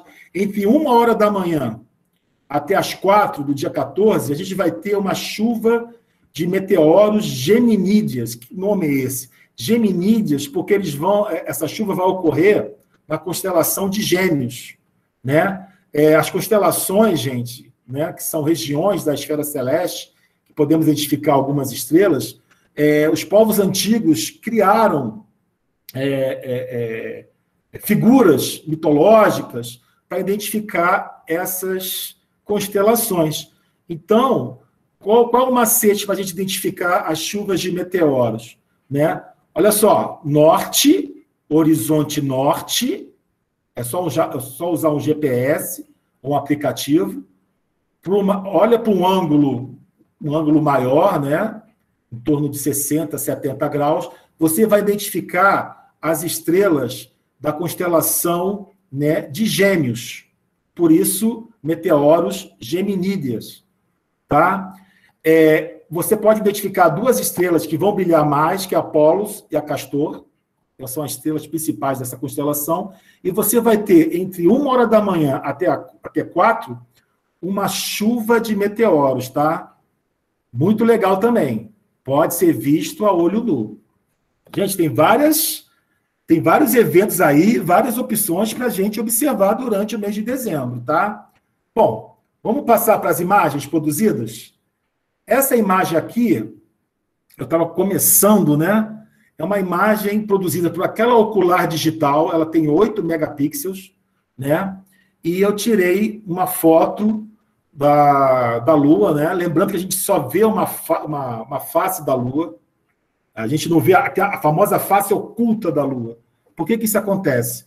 Porque a Lua tem os dois movimentos que ela faz, que é o de rotação no seu eixo e de translação em torno da Terra, ela leva o mesmo tempo, né? Então a gente só consegue enxergar uma face da Lua, né? E vejam que não é uma imagem assim maravilhosa, mas a gente já consegue identificar as crateras, os mares, que são as planícies que há milhões de anos tiveram um grande derramamento de lava, né? São as planícies, conhecidas como mares, ok? Foi uma foto que eu consegui tirar. Mais uma foto. Mais uma, tá, gente? Isso aqui está um pouco melhor. Podendo identificar aqui o relevo, né, as crateras. Bom, vejam, gente, que um celular, ele quebra o galho legal. Essa imagem aqui eu tirei de um iPhone 8, usando um adaptador. Existe um adaptador simples, barato, você acopla na ocular do telescópio e ter muita paciência para você focar, não mexer, não balançar e tirar a imagem, mas ficou uma imagem muito legal também.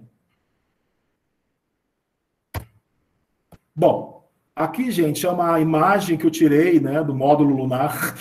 Parece, né, que está dentro do módulo lunar, né? Gente, eu eu não sei se o som vai sair. É um vídeo que tem uma música, eu não sei se vai sair para vocês. Espera aí, deixa eu clicar aqui. Tá tocando. Ele vai focar.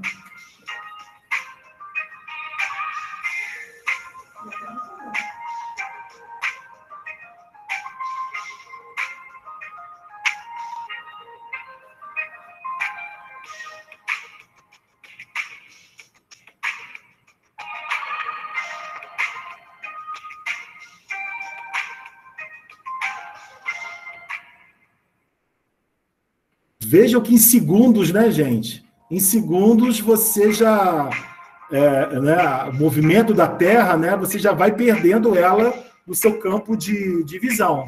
Por isso que é legal você ter aquela montagem equatorial que você vai, né, calibrando, tirando essa diferença.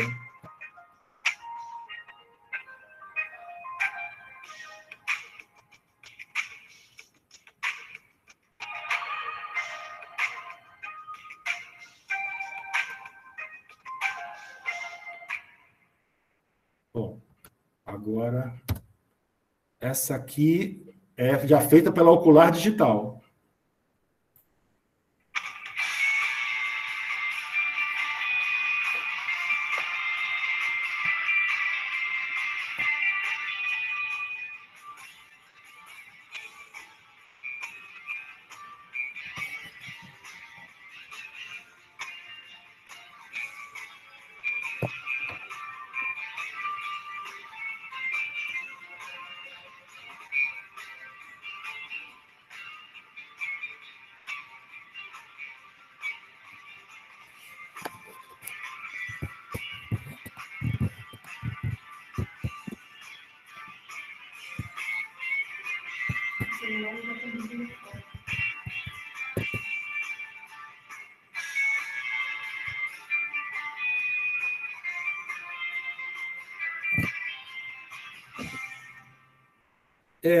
Eu acho assim que eu acho que eu vou melhorar um pouco ainda na qualidade da imagem. Eu falei até para o Daniel, eu estou apanhando do ocular, porque são muitas configurações, entenderam? Não é tão simples você configurar a imagem. Mas aos poucos eu vou aprimorando.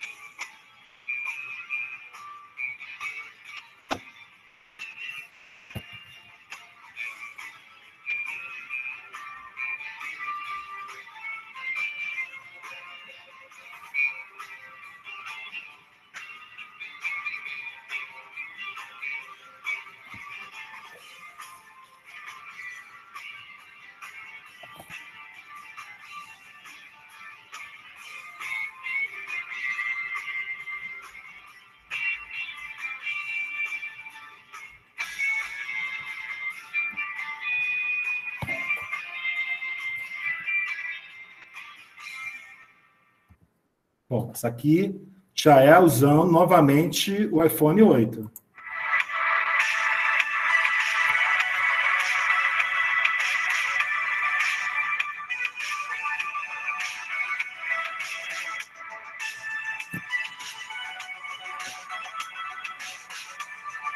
Aqui dá para ver um pouco da aberração cromática. Ó.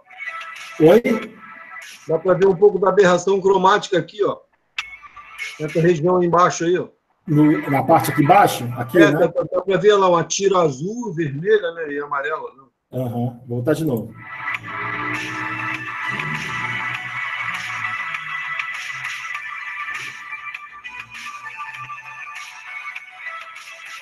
Bem embaixo agora aí, ó. Aqui, ó. Embaixo aí, ó. Aí, ó.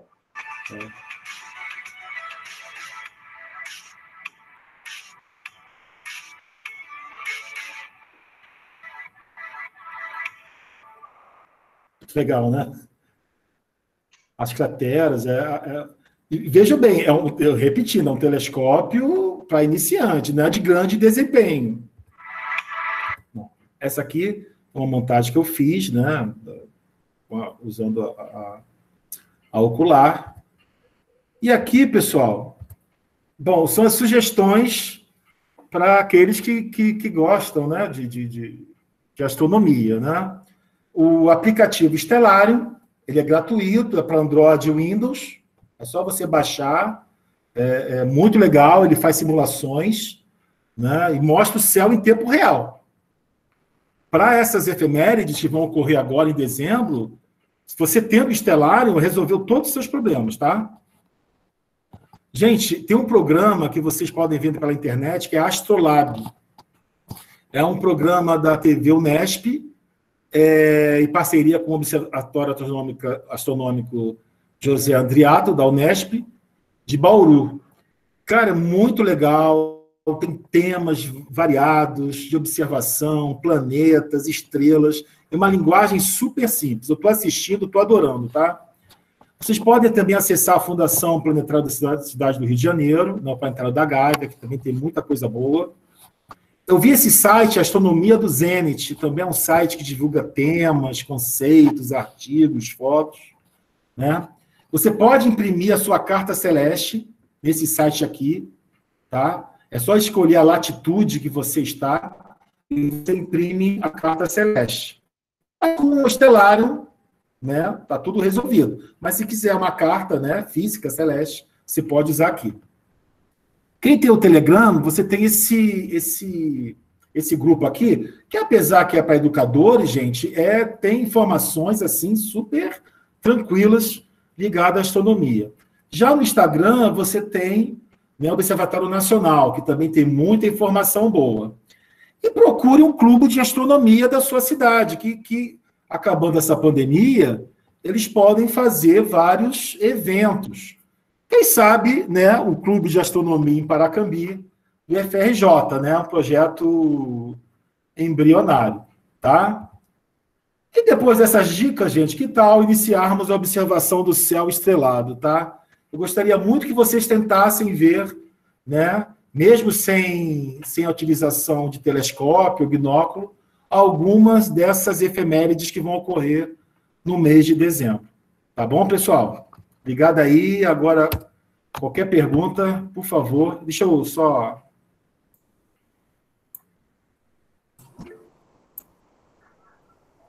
Pronto. Perfeito. É intrigante, né? É muito legal, cara. Ficar vendo. Muito bom. Gente, alguém tem alguma pergunta? O Vandor que levantou a mãozinha. O Paulo, tem um aplicativo de celular chamado SkyMap. Também. É bem legal. Já viu esse? Já também tem. É SkyMap. Né? Muito legal SkyMap. também. Apesar que eu gosto mais do Stellarium, mas ele é acessível, ele é de graça e também permite visualizar o céu em tempo real. E é legal que você pode selecionar. Eu quero ver só as estrelas, eu quero ver só os planetas, eu quero ver só as constelações. E ele usa o GPS, né? Então você consegue ver a posição realmente do astro naquele momento ali. Muito legal. Perfeito. Gente, acho que a dica maior agora, inicial, é que vocês baixem esses aplicativos, né? Se esses slides podem ser... Posso, não tem problema nenhum. Gente, o que eu posso fazer, eu estava pensando em fazer o seguinte, montar não sei se o Google Sala de Aula seria a melhor opção, disponibilizar um lugar que eu posso mandar fotos, imagens, esses slides, né? Eu acho que o Google Sala de Aula, como a gente está, pode ser o inicial. É bom lugar para concentrar essas informações. Isso, né? Então, a minha proposta é essa, montar um grupo, uma sala de aula, e a gente vai postando esse material, vídeos, os próximos vídeos, o Daniel também vai fazer as suas imagens, a gente divulgar esse material. Isso. Uma sugestão, vocês colocarem esses 2 slides lá, e eu passo para você o link aqui da palestra, da oficina, e você já coloca, já disponibiliza lá para quem tiver interesse não esteve aqui, né, poder ver. Legal. Não, sem problema, só vou querer adicionar depois alguns links, né, de algum material de pesquisa, porque daí fica como referência, né? Eu acabei não colocando aí. Aí eu acrescento isso aí, depois disponibilizo para o Paulo, aí o Paulo adiciona lá no Google Class. Legal. Perfeito. O Miguel aqui perguntou qual a melhor fonte para ver os próximos fenômenos que acontecerão, por exemplo, esses de dezembro. Fontes, assim, como que se deve ser onde isso fica divulgado em algum lugar? Não, essas informações, essas efemérides, eu pego no Instagram, né? Em qualquer grupo de astronomia, eles divulgam, olha, efeméride, eventos do mês de dezembro. Quando chegar janeiro, eventos astronômicos do mês de janeiro. E eu posso também divulgar para vocês no grupo, né?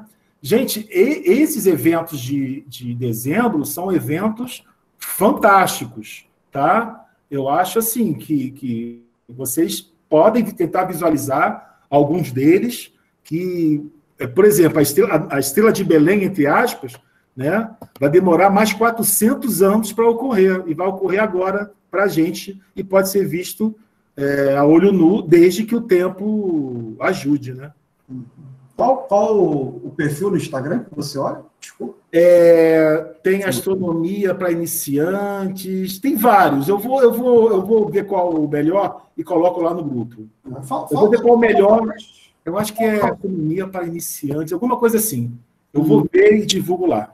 Sim. Faltam talvez alguns canais a mais, né, divulgando esses eventos, as curiosidades de cada evento. Perfeito. Para esse interesse, né?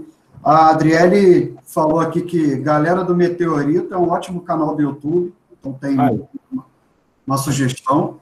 Não, a ideia, Adriele, é que nesse canal aí que vai ser o... Galeria do Meteorito, li errado. O Google Sala de Aula, é que a gente troca informações, vocês também, né, divulguem, apresentem material, não vai ser só uma mão única, tá, gente? Uhum. A ideia é a gente formar o clube mesmo, trocar informação. Muito bom. Sensacional. Vocês sabiam que Paracambi tinha um grupo de astronomia? Eu procurei na internet, eu acho que tinha, falando tinha, porque a última postagem foi de 2015. Então, acho que tinha um blog, mas eu acho que foi extinto, porque a última postagem, né, há muito tempo, né? Mas vamos fazer o nosso, né? Vamos fazer o nosso. Eu sei que, eu até falei com você, Paulo, tem um grupo de observação aqui em cima, logo depois de Paracambi ali, né? Eu acho que é em... Mendes? Não, acho que é Barra Mansa. Barra Mansa. Eu acho que sim, que eu vi. Eu vi alguma coisa que eles postam sempre alguma coisa, tem sempre... Eu até falei da gente, de repente, fazer uma visita aos caras, né? Porque a gente pode fazer um evento desse daí e chamar o cara para fazer uma palestra, né? Acho que é legal, né? Isso aí. E vamos fazer o nosso, né? Vamos fazer o nosso e começa assim, começa com um clubinho de astronomia, depois vai aumentando, cara. Vai aumentando. E quando essa pandemia acabar, eu levo o meu equipamento, o Daniel leva o dele para a gente visualizar, né? Perfeito. A Letícia perguntou por onde vai ser disponibilizado esse link por... Eu crio a sala de aula e jogo aonde? Jogo no... O Israel colocou alguma coisa aqui sobre mandar por e-mail que vocês cadastraram no formulário de presença. Então, pode fazer depois... Você faz isso, Israel? Depois que ele criar o grupo, sim, pode mandar por e-mail. Isso, eu mando para o Paulo e o Paulo já vai ter o e-mail da galera lá e cadastra no Google Classroom, sala de aula.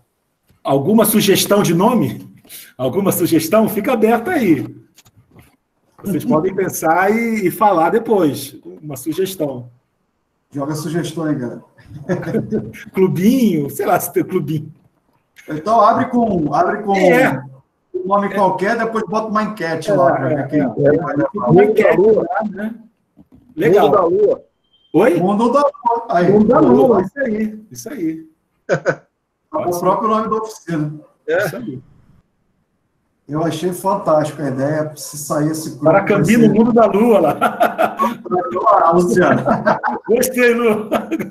Paracambi no Mundo da Lua. Fantástico.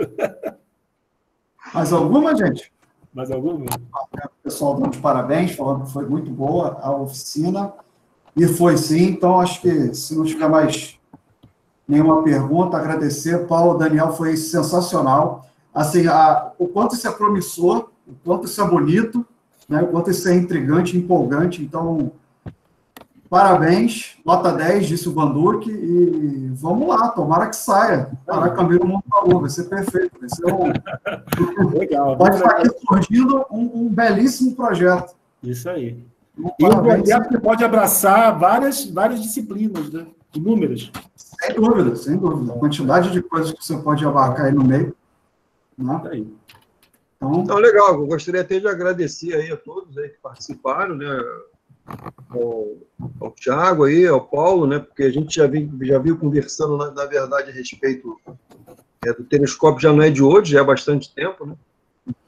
E acabou que essa coisa foi convergindo e acabou que ele acabou comprando um telescópio, eu acabei montando em casa e acabou virando essa oficina aí, né? Uma experiência nova para mim, para o Paulo também, né? E nada mais justo de compartilhar isso aí com os alunos, né? Quem é que não é fascinado aí pelo nosso universo tão maravilhoso, né? E quem é que nunca teve aí um momento aí de tristeza, de isolação, assim, e ficou olhando para o céu, né? Isso aí. Ou de amor, né? Ou de amor, apaixonado. Apaixonado. Exatamente. Então, poxa, contemplar esse universo aí é muito legal, cara. E contemplar esse momento aí com vocês é muito bom, né? É muito bom mesmo. Apesar da distância aí dos alunos e tudo, mas é um momento que a gente tem aí de aproximação com todo mundo, né? E tá todo mundo de parabéns aí. E eu gostaria de agradecer aí o convite aí. Não, a gente que agradece, porque foi inspirador, foi muito bom.